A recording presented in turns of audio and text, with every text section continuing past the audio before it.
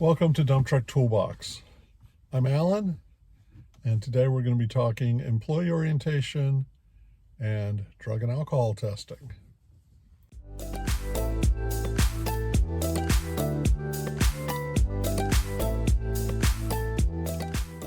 If you've been following the channel, you'll know that I've been looking for the right driving job in the construction industry.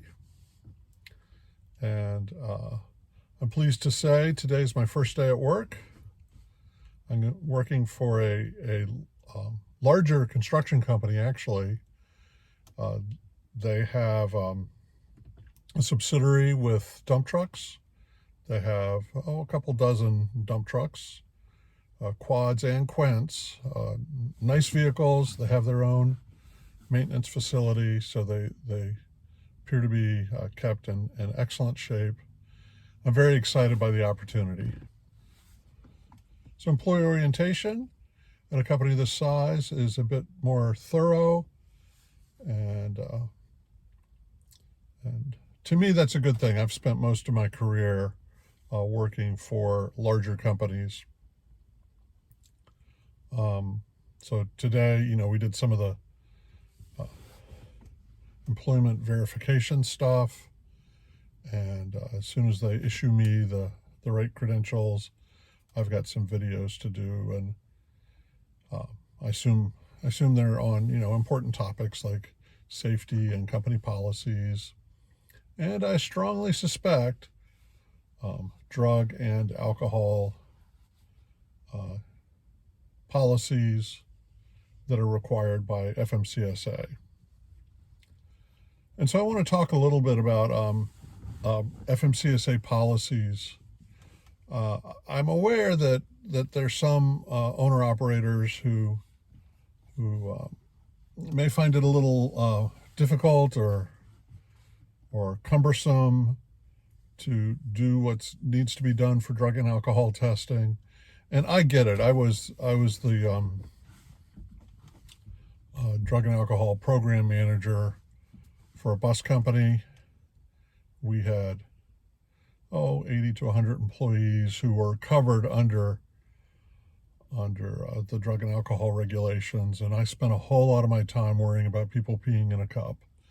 And so I feel your pain. It is a federal requirement, though. Even for an individual owner-operator with no employees, you are required to do the things necessary to assure the government that you're not engaging in alcohol or drug use that could impair you as a driver. Like it, don't like it. I hate to say it. It's like paying vehicle insurance on the truck, or if you're a larger, if you've got a couple of employees, paying workers' comp. Whatever your feelings on it are, whatever your political or economic philosophy, if it's required, you're going to have to do it. And if you don't do it, eventually it's going to catch up with you.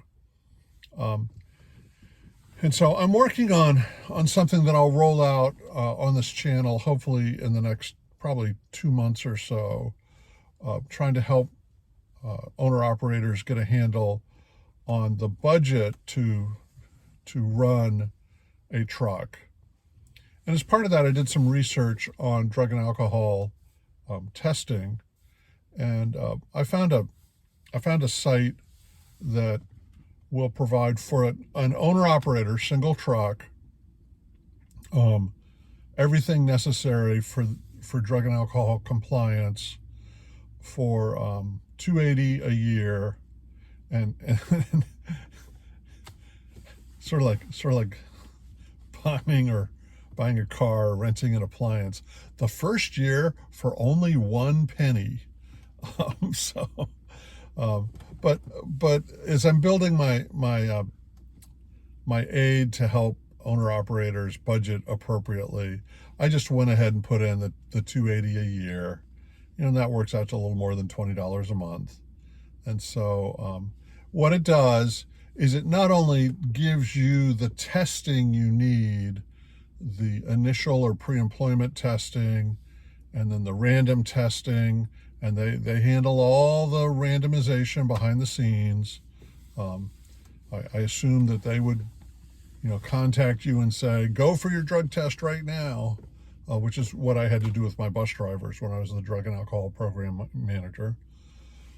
And then they also do the paperwork to ensure your compliance. If you're comfortable doing something else, doing more of the paperwork, for example, you can save a little money. But I'll tell you, the drug and alcohol program management, there are so many rules and regulations. I really did spend a lot of my time working on that as when I was a safety manager. So $280 a year seems like a pretty good deal for me. If your business grows and you hire an additional driver, at some point you have to kick yourself up into another category. And I didn't get deep into the pricing, but I'm pretty sure you would end up having to, to up the $280 a year to cover additional drivers. The advantage, though, is it's sort of plug and play. You pay your money, they do the testing, they inform you of what you need to do and when you need to do it. They even provide consultation and training so that you're aware, for example, of what you have to do post-accident and when an accident counts as an accident for FMCSA purposes. And it's not always what you think. And I'm not going to go deep into the details, but you could have what the law enforcement and your insurance company says is an accident, and FMCSA may say, no, that doesn't count. And you might think it's how minor it is. And yeah, that's a little piece of it, but there's also some other stuff that goes into it. So once again, I'm not going to bore you with the details on that, other than to say it's stuff that you might need a little help with. And I know when I was working for the transit company, we did a quick training for our supervisors. And then just because at the scene of an accident, and I unfortunately, I had to work several accident scenes for drivers at our company. At the scene of an accident, it's very easy to get caught up in things, especially if there's injuries or, God forbid, a fatality. But even major property damage, there's steam coming out from under the hood and, glass all over the road, and fire department's there and law enforcement's there, and maybe an ambulance is there. It's easy to forget some of the things you need to do, and drug and alcohol testing and the detailed rules behind them is one of those things. My pitch to you is do what you need to do, be in compliance. If God forbid there is an accident and you are not in compliance, you've not set up a drug and alcohol program, you've not done your own initial testing, your own pre-employment testing, you haven't been randomly testing, and that could lead to you losing your authority and going out of business. Forget the consequences of the accident. You just may not be allowed to run your dump truck business, and that'd be a shame.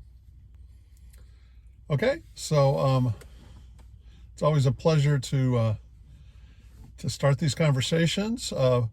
Please comment, and if you want to vent about how the government is too deep into our business, go for it, and I might even commiserate with you, or I might make a reasoned plea to say, hey, this stuff makes some sense. But yeah, go ahead and comment if you find this video useful. Like it. As always, subscribe so other people can find our channel.